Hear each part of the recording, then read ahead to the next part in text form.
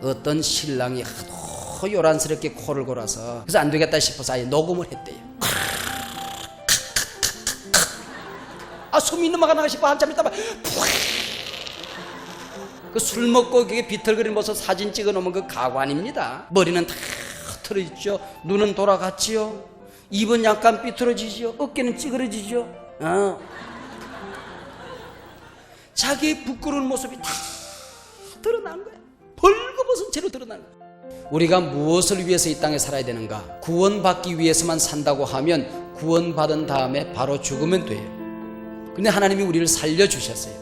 천국에 일 좀 하라고 우리를 살려주신 거예요. 주님 뭐든지 순종하겠습니다. 가라 그러면 가고, 일어나라 그러면 일어나고, 기다리라 그러면 기다리고, 뛰어가라면 뛰어가겠습니다. 그리고 날개를 쫙 펼쳐지는 순종의 모습, 얼마나 멋진 일입니까?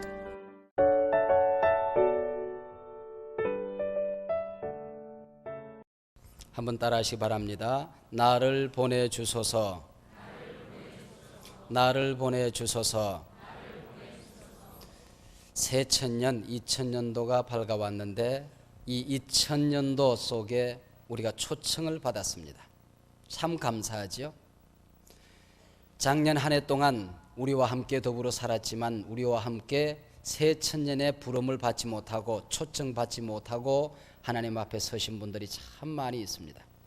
여러분 주변에도 있고 제 주변에도 있고 우리나라의 세계도시에 얼마나 많이 있습니까?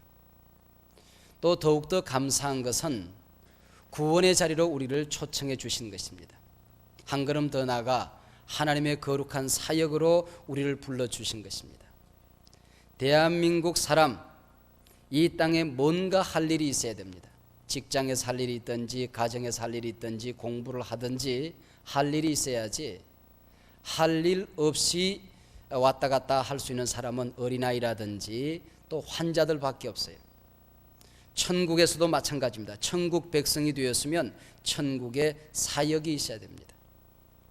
하나님 나라 백성이 되고 천국에 사역이 없으면 영적인 환자든지 영적인 어린아이든지 둘 중에 하나란 말이에요. 우리가 무엇을 위해서 이 땅에 살아야 되는가? 구원받기 위해서 살아야 돼요. 구원받기 위해서만 산다고 하면 구원받은 다음에 바로 죽으면 돼요. 근데 하나님이 우리를 살려주셨어요. 왜? 이제는 천국에 일 좀 하라고 우리를 살려주신 거예요. 우리가 하루를 더 살고 1년을 더 살고 하나님이 여러분에게 한번 묻는다고 생각해 보세요. 얘야, 내가 너를 몇 년 동안 더 살려둘 이유가 뭐니? 하나님이 여러분에게 묻는다고 하면 나는 이러이러한 이유 때문에 더 살아야 돼요. 하나님에게 여러분 뭐라고 얘기하겠어요? 여러분 가만히 한번 생각해 보세요. 내가 너를 좀 더 살려두어야 될 이유가 뭐니? 라고 물으면 여러분 뭐라고 대답하시겠냔 말이에요. 여러분 술자석에 가보셨어요? 가보면 술 한 잔씩 다 따라 놓고 그 중에 이제 제일 높으신 어른이 딱 들고 다 술잔 듭니다. 그리고는 쫙 하면서 뭐라 그래요? 위하여 그래요. 그래서 나도 한번 위하여 그래 봤는데 참 허전해요. 허공에 대고 뭘 위하여라고 하는 건지 뭐가 없어요. 그냥 위하여 그런단 말이죠. 이게 세상 사람들의 인생입니다. 위하여는 위하여인데 허공에 대고 뭘 위하여 사는지를 모르는 거예요. 뭘 위하여 술을 마시자고 하는 게 없어요. 그냥 위하여 그런단 말이에요. 우리 예수 믿는 사람들이 허공을 치면서 위하여 그러고 살면 되겠어요? 뭘 위해서 살아야 되겠다고 하는 어떤 뚜렷한 목표가 있어야 된단 말이죠. 자기 자신을 발견하고 인생의 목적을 발견하고 내가 무엇을 위해서 살아야 될 것인가, 하나님 나를 이곳에 보내주소서 하는 뚜렷한 오메가 포인트가 우리에게 있어야 됩니다. 이사야는 우시야 왕의 사촌이었습니다. 정치적인 부귀 영화를 누리던 사람이었습니다. 배울 만큼 배웠고 높은 자리에 앉아있던 사람이었어요.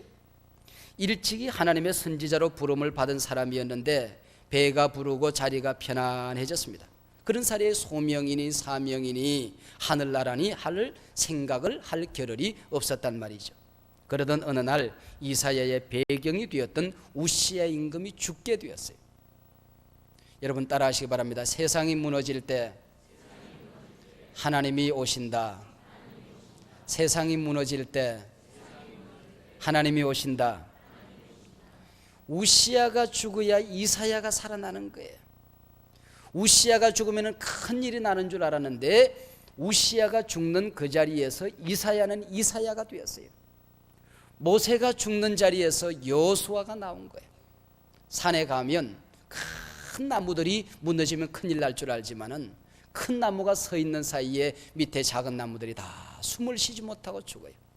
근데 큰 나무가 벼락 맞아 쓰러져서 그게 썩어 그름이 되면은 그 그름을 먹고 작은 나무들이 더 싱싱하고 좋은 나무들이 쫙 물씬물씬 자란단 말이죠. 여러분, 죽으면 큰일 날 것 같지만은 여러분, 진짜 내가 하나님 나라를 살리고 교회를 살리는 것은 내가 죽어야 돼요. 교회에서 내가 이만하면 큰 나무다라고 생각하시는 분들은 죽어야 돼요. 내가 교회에서 얼마만큼 큰 나무들이 잘 죽느냐 하느냐에 따라서 교회가 얼마만큼 새로운 인물들이 와서 힘있게 뻗어가느냐 하는 것이 이게 가름되어진단 말이죠. 이 큰 나무 밑에서 작은 나무들이 살아나지 못하고 있다가 우시야가 죽고 나니까 이제 이사야가 살아납니다. 우시야는 16세 임금이 되어서 52년간 선정을 베푼 명왕이요 성군이었습니다. 그가 죽으면 큰일 날 줄 알았지만 그가 죽은 자리에서 이사야가 되는 놀라운 역사가 오늘 본문의 이야기입니다. 여러분, 우리가 죽는 것에 대해서 좀 영적인 의미로 죽는 것 너무 무서워하지 마세요. 그리고 또 세상 살아가다가 어느 만큼 적당한 때에 죽는 것, 그거 참 멋있는 거예요. 여러분, 잘 산 사람만이 잘 죽을 수 있습니다. 여러분, 잘 사셔야 됩니다. 그리고 하나님 앞에서 멋지게 죽을 줄 알아야 돼요. 멋지게. 어떤 장로님 장례식에 갔더니 대개 보면 장례식에 이렇게 그는 사진은 시커먼 거 끈을 떡 이렇게 매달아 놓고 거기 보면은 까만 사진 떡, 그런데 대개 보면은 건엄하고 웃지 않는 사진을 갔는데 이분은 컬러풀한 아주 천연색 그리고 환하게 웃는 장로님 사진을 갖다 그랬어요.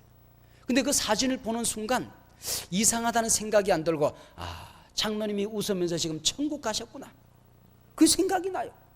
그리고 노래를 부르는데 우중충하게 부르지 않더라고요. 뭐 힘있게 찬송을 불러요. 그 멋있대요. 여러분, 좀 우리 예수 잘 믿다 우리 부모님들 돌아가시면 좀 환하게 웃는 모습 보면서 얘들아 천국서 만나자 하는 환하게 웃는 얼굴들을 좀 보여주면 좋겠어요. 우리가 지금 영혼을 좀 생각하면서 살 수 있어야지 이 땅에서 꾀죄죄하게 사는 게 이게 인생의 끝이 아니란 말이에요. 우시야는 중농 정책을 잘 써서 농민들을 편안히 살수록 해주었어요. 예루살렘 성을 재건했습니다. 새로운 무기를 개발해서 국내 정치를 안정시켰고 외교적인 성공을 거두었던 사람들입니다. 주변 나라에 덕망을 쌓아갔던 사람입니다. 영광과 칭송이 자자했습니다. 그런 사이에 그만 교만해지기 시작을 했어요. 내가 누구냐? 그러다 보니까 역대하 26장에 보면 저가 강성하여 짐에 그 마음이 교만하여 악을 행하여 그 하나님 여호와께 범죄하되 곧 여호와의 전에 들어가서 향단에 분향한지라. 오늘 낮에 설교할 때 느헤미야를 우리가 공부했는데 느헤미야는 성소의 몸을 피하여 목숨을 부지하라고 그랬더니 단호히 거절하잖아요. 내가 누군데 감히 성전에 들어가냐? 거룩한 하나님의 제사장들만 들어가는 성소에 내가 들어갈 수 없다. 대제사장이나 들어가는 지성소에 내 몸을 피해. 나는 죽어도 그렇게 못한다.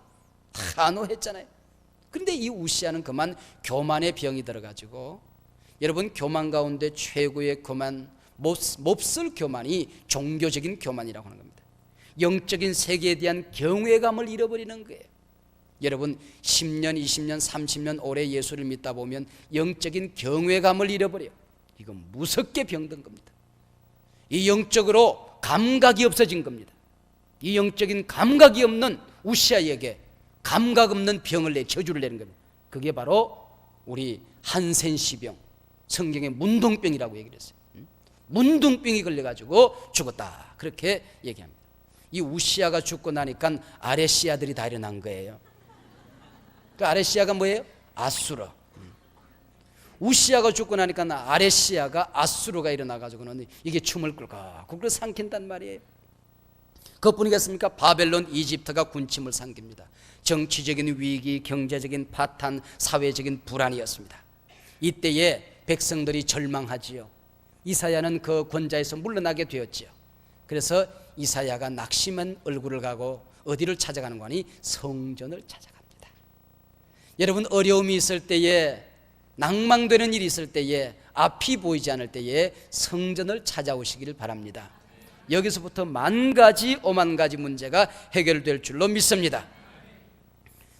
여러분, 세상의 것들이 무너질 때, 어려움이 있을 때 성전을 찾아가는 것, 이거 얼마나 귀한 일입니까? 근데 더 귀한 일은 하나님이 높여주실 때에, 만사 형통하고 모든 일이 평안할 때에 더욱더 겸손하여 주님 전에 잘 찾아오고 영광스럽게 예배하는 여러분들 되시기를 바랍니다. 그런 분이 지혜로운 사람이에요. 가장 미련한 사람은 얻어 터지고도 주님 앞에 나올 줄 모르는 사람, 비온 땅에 먼지가 나도록 얻어 터지고 세대 더 맞고도 못 나오는 사람, 그런 사람 미련한 사람이란 말이죠. 그렇게 얻어 터지고도 주님 앞에 나올 줄 모르는 사람이 미련한 사람이에요. 성전에 찾아갔더니 하나님의 영광을 보았어요. 위기 때는 꿈을 꿀 때입니다. 한번 따라 하시기 바랍니다. 위기 때는 꿈을 꿀 때이다. 하나님의 성전에 나가서 위기를 맞이했던 이사야는 울면서 기도하는 가운데 하나님의 영광스러운 모습을 보게 됐어요. 이 세상 보좌는 무너졌지만 하늘 보좌는 무너지지 않는구나. 세상의 임금은 죽지만 만왕의 왕 내 주님은 돌아가시지 않는구나. 세상 권세 명예 물질은 떠나지만 나는 너를 떠나지 아니하리라. 이 장막집 언젠가는 무너지지만 하늘 장막은 무너지지 않는다. 할렐루야. 핸델이 말년에 황후들의 찬사를 받으며 연주하던 거리를 걷고 있었습니다. 옛날에는 내가 잘 나갔지, 내가 연주하면 수많은 귀족들이 일어나 박수를 쳤어. 그런데 자넨스가 보낸 소포 보따리가 하나 도착이 되었어요. 거기 봤더니 찬송가를 가지고 성경책을 가지고 찬송 가사를 만들었는데 그걸 읽어내는 가운데 눈물이 왈칵 쏟아집니다. 너희는 위로하라, 내 백성을 위로하라. 그리고 제일 마지막에 가면 쭉 나가다가 왕의 왕 영원히 영원히 할렐루야 할렐루야 그리고 쫙 나오거든요. 그걸 보는 순간 막 가슴이 울렁거리기 시작했습니다. 이 가사를 보는 순간 그냥 일주일 동안 밥을 먹질 않고 써내려가기 시작하는 것입니다. 야, 이 세상이 전부인 줄 알았는데 영원히 나를 다스려 주실 만왕의 왕이 내게 계시는구나. 이 땅이 끝이 아니고 영원한 나라가 내게 있구나. 이 땅에서 나를 통하여 찬송받으신 그분, 내가 하나님 나라에서 영원히 그분을 찬송하리라. 그냥 눈물을 글썽이며 이 오라토리오 메시아를 써내려가는 것 아니겠습니까? 하나님의 영광스러운 모습이 이사야에게 어떻게 비춰주는고 하니 주님의 옷자락이 성전에 가득했어요. 이사야의 허물을 덮어주는 옷자락, 이사야의 실수를 덮어주는 옷자락, 주님의 선지자로 부름을 받고도 아무렇게나 살아갔던 못난 이사야를 덮어주는 옷자락, 그 눈에 눈물을 덮어주는 옷자락, 실패를 했는데 용기로, 절망했는데 희망으로 게으른 사람들에게 사명을 새롭게 해주는 옷자락이 쫙 흘렀어요. 여러분, 이 주님 전에 찾아 나올 때마다 하늘에서 내려져서 여러분을 덮어주는 신령한 옷자락을 발견하시기를 바랍니다. 여러분들이 교회 올 때마다 거룩한 옷자락이 되시기를 바랍니다. 여러분, 남의 허물 보고 그거 보고 재미있어 하는 건 미련한 거예요. 여러분, 그때 보면 교회에서 결정적인 실수를 해서 목사님의 얼굴을 어떻게 보나 하나님의 얼굴은 나중이고 걱정하지 마세요. 여러분, 목사가 교인들의 허물과 실수를 덮을 수 없다고 하면 그 어떻게 설교를 하겠습니까? 그러잖아요. 여러분, 목사의 허물이나 실수가 보이걸랑 여러분 그거 보고 희죽희죽 웃지 말고 저 허물 덮으라고 우리 목사님 곁에 날 세워주셨구나. 여러분의 큰 옷자락으로 부족한 저를 덮어주시기를 부탁합니다. 여러분, 제가 결혼식 할 때에 가끔 신혼 이제 여행 출발하기 전에 들려주는 얘기가 있어요. 옛날에는 나이가 많은 신부하고 어린 신랑하고 결혼해서 살았잖아요. 어른들은 밭으로 논으로 가고 신부가 밥을 부엌에서 하고 있는데 꼬마 신랑이 와서 색시 궁뎅이를 뻥뻥 찹니다. 색시야 땡시야 누룽지 먹고 싶어. 하도 철이 없으니까 화딱지가 나가지고는 꼬마 신랑을 번쩍 들어서 지붕에 집어던져 버렸어요.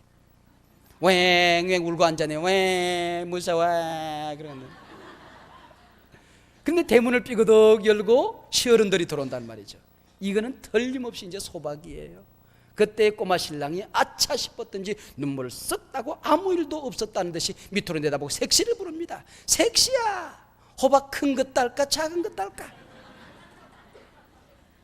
하나 딸까 두 개 딸까? 여러분, 이게 얼마나 귀한 신랑입니까? 여러분, 철이 없어 배지만은 이 넓은 옷자락에 탐복한 이 색시가 꼬마 신랑을 하늘처럼 메셨다는 거예요. 여러분, 주님 올 때에 옷자락 발견하고 주님 전에 올 때마다 큰 옷자락 들고 찾아오시기를 바랍니다. 그리고 영광의 모습이 천사의 모습으로 나타나는데, 우리 환한 불빛의 명물이 하나 지금 우리 예배당 위에 십자가가 떠 있는데, 그거 보면 날개가 6이 탁 이러고 서 있어요. 이런 뭔지 알죠?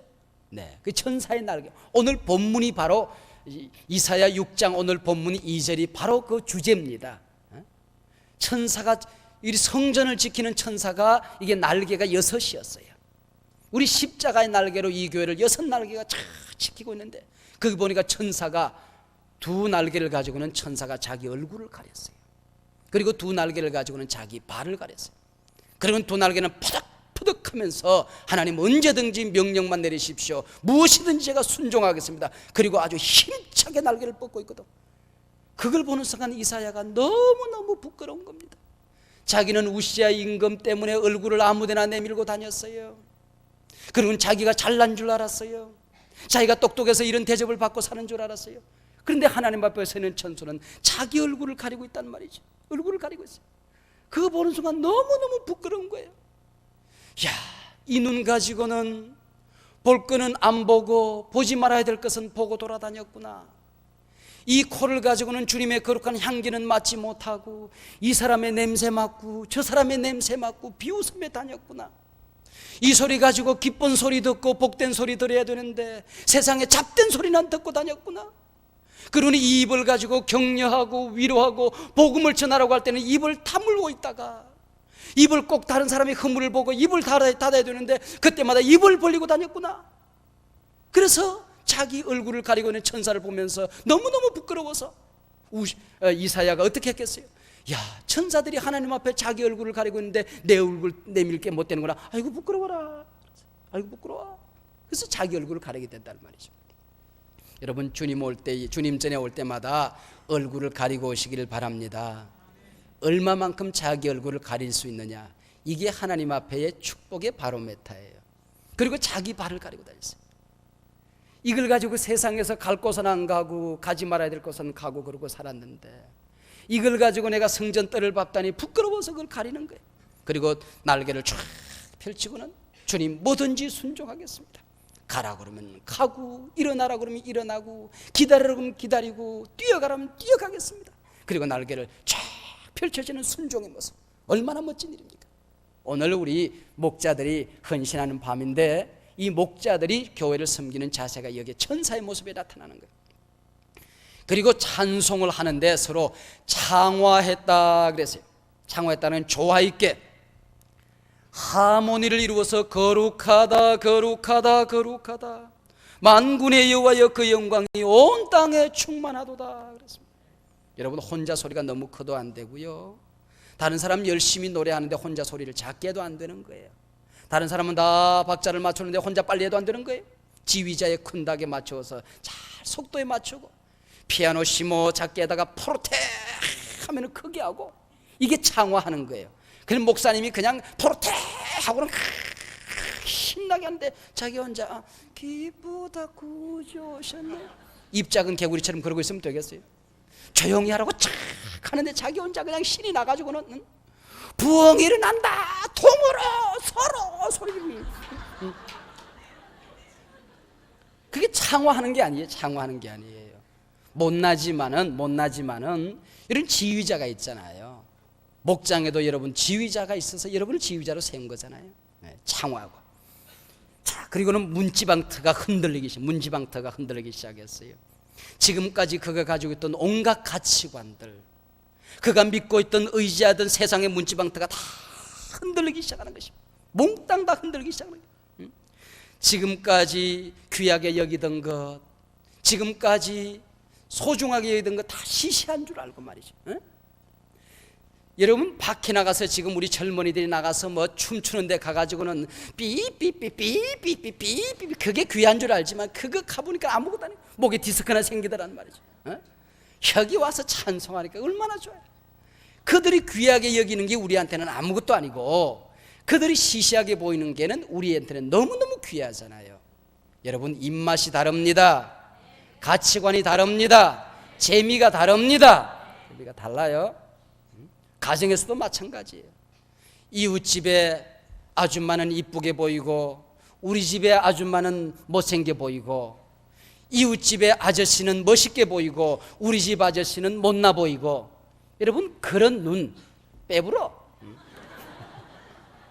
눈깔 빼불어.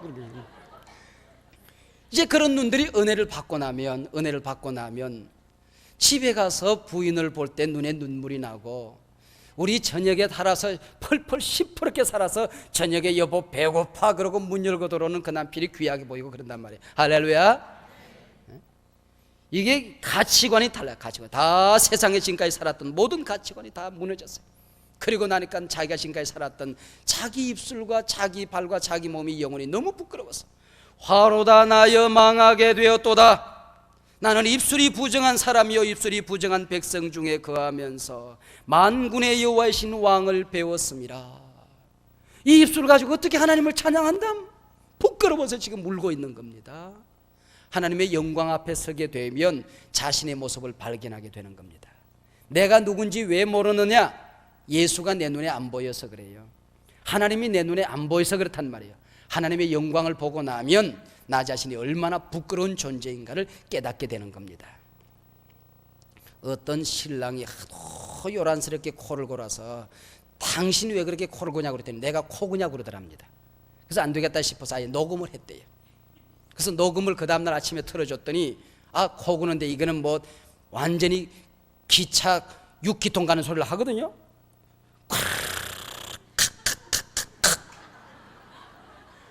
숨이 넘어가나 싶어 한참 있다가 이게 나냐고 그러더랍니다. 들어야 이게 자기를 발견하거든요. 어떤 술을 먹으면 파출소 앞에 소리를 지르는 양반이 있어서 하룻밤씩 파출소에서 잠을 자고 하는 양반이 있다고 그래요. 그래서 안 되겠다 싶어서 경찰 파출소장이 사진을 찍어놨대요. 그 술 먹고 그게 비틀거리는 모습 사진 찍어놓으면 그 가관입니다. 머리는 다 틀어지죠. 눈은 돌아갔지요. 입은 약간 삐뚤어지죠. 어깨는 찌그러지죠. 이걸 사진을 찍어놓고 그 다음날 아침에 하룻밤 재워주고 나갈 때 이거 사진을 하나씩 줬더니 이게 나냐고 그러더래요. 어떤 분이 천국에 갔더니 천국의 문이 활짝 다 열려져 있더래. 그래서 누구나 다 들어올 수 있더래. 세상의 죄인도. 그런데 세상의 죄인들은 천국에 못 갈 사람들은 천국 문에 딱 들어오는 순간 자기의 부끄러운 모습이 다 드러난 거야. 벌거벗은 채로 드러나는 거야. 부끄러워서 천국에 발도 못 디디고 엉금엉금 지옥으로 가더랍니다. 여러분 자기의 모습을 발견하고 나면요 자기의 모습이 안 보이니까 큰 소리 치는 것이지 영광스러운 하나님 앞에 설 때마다 내 모습 발견하고 나면 늘 겸손할 수밖에 없는 거예요. 대개 보면 교만할 끈덕지가 없을 때 교만해져요. 여러분 교만하지 마세요. 교회 와서 교만하지 마세요. 교만한 사람은요 교만한 사람도 교만한 사람을 싫어해요. 교만한 사람은 갈 곳이 없어. 서 있을 곳이 없어. 오직 하나님께 영광. 지휘자 토스카니는 폭군 같은 지휘자였다고 합니다. 단원들에게 얼마나 혹독하게 연습을 시키는지. 그래서 한 번은 베토벤 교향곡 넘버 9 그래서 이것을 연습을 하는데 뭐 얼마나 고생을 시키는지.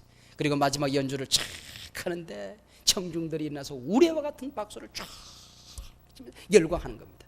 너무너무 멋지게 완성을 했어요. 그러고 난 다음에 단원들이 이제는 우리 지휘자 토스카니가 우리를 칭찬할 거야 기다리고 있는데 이번에도 만약에 칭찬 안 하면 저 무대에서 밀어 던져버리겠다.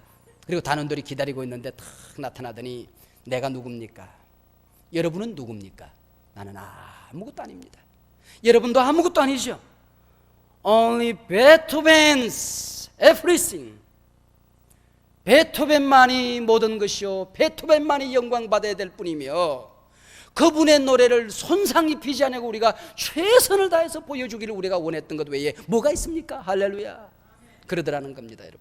우리 베토벤만 우리가 드러내야 되는 거 외에 뭐가 있냐? 하나님의 영광 외에는 우리가 뭘 드러내냐 말이죠. 우리가 목사를 하는 것도 그러고요, 또 목자가 되어서 우리 교구를 돌보는 것도 마찬가지고요, 찬양대가 되는 것도 마찬가지고요, 앞장서는 사람들은 자기를 늘 무장을 시켜야 됩니다.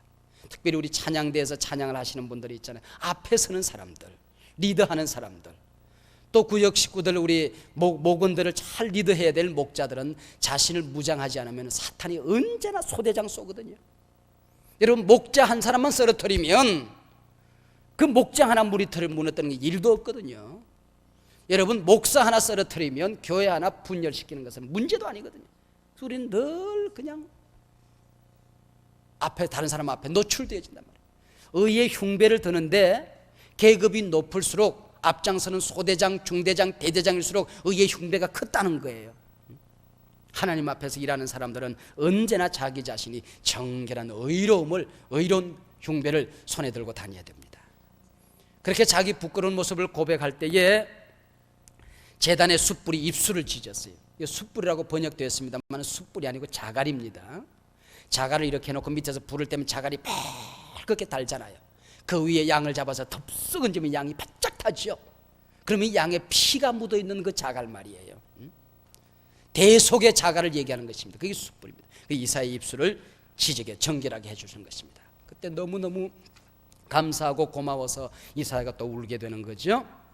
우리가 하나님 앞에 일을 하게 되는 자세가 그겁니다. 내가 구원받았기 때문에, 예수님이 나 대신 피 흘려 죽었는데 나 예수 위해서 뭘 한다. 그래서 여러분, 우리가 주님 앞에 쓰임받았다는 것 자체는 감격이지 자랑이 아닙니다. 지금까지 1000번 만번 예배를 드려도 들리지 않던 소리가 영혼이 깨끗해지고 나니까, 그 마음이 맑아지고 나니까, 그 심령이 아주 정결해지고 나니까 하늘의 음성이 들려왔어요. 내가 누구를 보내며 누가 우리를 위하여 갈고. 지금까지 1000번 만번 예배를 드려도 안 들리던 소리가 들리기 시작하는 거예요. 여러분, 은혜 받고 나면 한소망교회 성가대원이 모자라는데 누가 찬양해 주고 들려요. 은혜 받고 나면 아이들은 구름대처럼 몰려 나오는데 교사들이 모자란다네. 누가 나 대신 가죽고 아이들 앞에 누가 서줄고, 그 귓소리에, 그 귀에 그 소리가 들려야 돼요. 한소망교회 구석구석 일꾼 찾는 소리가 들려야 됩니다. 할렐루야. 은혜 받고 나면 이 지역에 죽어가는 사람들 영혼, 인생의 방황은 하나님을 만나면 끝이 난다. 방황하는 인생들이 많아요. 그래서 그분들에게 하나님의 복음을 들고 가는 겁니다. 신앙의 방황은 좋은 교회를 만나면 끝이 난다. 어디 가면은 영광스러운 예배가 있을까? 어디 가면은 클클하고 답답한 내 심령을 채워줄 만한 설교가 있을까? 신앙에 방황하는 사람들이 우리 눈에 들어온단 말이에요. 왜 안 들어오냐? 은혜를 못 받으니까 안 들어오는 거지. 은혜 못 받고 나면 보석집에 다이아몬드만 눈에 들어와. 달아도 세상에 그냥 정권만 왔다 갔다 하지 눈에 들어오는 게 없어. 전도하면 내가 살고 교회가 삽니다. 할렐루야. 그들이 전도되면 그가 살고 가정이 삽니다. 할렐루야. 너도 살고 나도 사는 게 전도하는 거예요. 이 목장을 잘 관리하는 거, 이거 얼마나 멋진 일인지 모릅니다. 주님 앞에서 어떤 대가, 어떤 희생을 지불하고서도 이 일들은 빼앗기지 마시기를 바랍니다. 그때 이사야가 대답하죠. 내가 여기 있나이다. 나를 보내주소서. 한번 따라하시기 바랍니다. 내가 여기 있나이다. 나를 보내주소서. 내가 여기 있나이다. 나를 보내주소서.